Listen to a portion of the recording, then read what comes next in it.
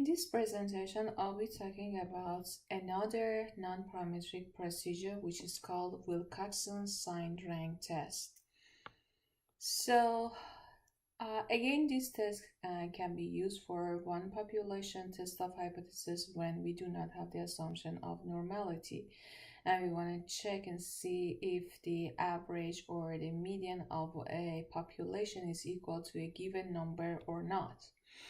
So in these cases, as I said, again, we do not have the assumption of normality, and that's why we are in the non-parametric category. So in order to apply Wilcoxon's signed rank test, again, we have to follow a procedure which is kind of similar to the sign test, but is more complete than that. So in this case, you have to again form the differences between individual observations and the hypothesized value.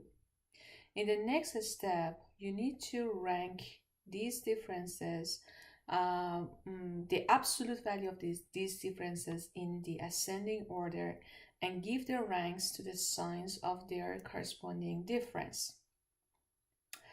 So when we were talking about sign tests, we didn't care about the magnitude of the differences. All we cared was the sign of the difference to be positive or negative. But over here, not only we care about the sign, but also we care about the magnitude. Why? Because we need to sort the differences with respect to absolute values in an increasing order and rank them. So in sign tests, our R plus or R minus was simply the number of positive and negative differences. But over here, instead of R plus, we have W plus, and instead of R minus, we have W minus, where W plus is the summation of positive ranks, and W minus is the summation of negative ranks. And in case we need to calculate W, it will be the minimum of W plus and W minus. So the procedure that's in this part we have to apply is very similar to the sign test. If I have a two-sided test, I need to calculate W, which is the minimum of W plus and W minus. I will reject H null if W is less than a critical value. If I have an upper-sided test, which is looking like this, I will reject my H null if W minus is less than equal a critical value. And when H1 is lower-sided looking like this, I will reject H null if W plus the summation of positive ranks is less than a critical value. So again, as you can see, I am talking about a critical value. So the question that you have is that, okay, what is the critical value for the Wilcoxon sign rank test? The good news is that you don't need to do any calculation, and there is another table, again, at the end of your textbook. It should be table 9 from the appendix section all the way at the end of your textbook, that you can find the associated table for this technique. So let's look at the same example that we saw for the sign test, but this one I want to apply the Wilcoxon sign rank test. So again, over here, I want to test the hypothesis that the median shear strength is 2000 psi. So as you can see, I have again two-sided test. Nothing is going to change, but I just want to apply another technique to solve this problem.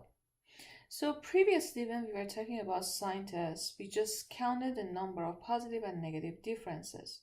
But in Wilcoxon sign rank test, as we just reviewed the procedure, we need to follow a more complete process. It means that once you calculate the difference between individual observation and the hypothesized value, I need to consider the absolute value of these differences, and sort them in an increasing order and give them a rank. So it looks like this. It means that I have ignored the sign and I have just sorted them in an increasing order. Then I have started to assign the rank 1, 2, 3, 4, all the way. I just put the negative signs over here to indicate that, for example, these ranks are negative. Because if you recall, we said I need to find out W minus and W plus, which is the summation of positive and negative ranks. So for this example, I was talking about a two-sided test. And for two-sided test, we said I need to find W, which is the minimum of W plus and W minus. Then I have to compare it with the critical threshold. So what is W plus is the summation of positive ranks. For example, in this problem, summation of positive ranks will be 1, 2, plus 2, plus 3, plus 4, plus 5, plus 6, plus 11, plus 13, 15, 16, 17, 18, 19, and 20.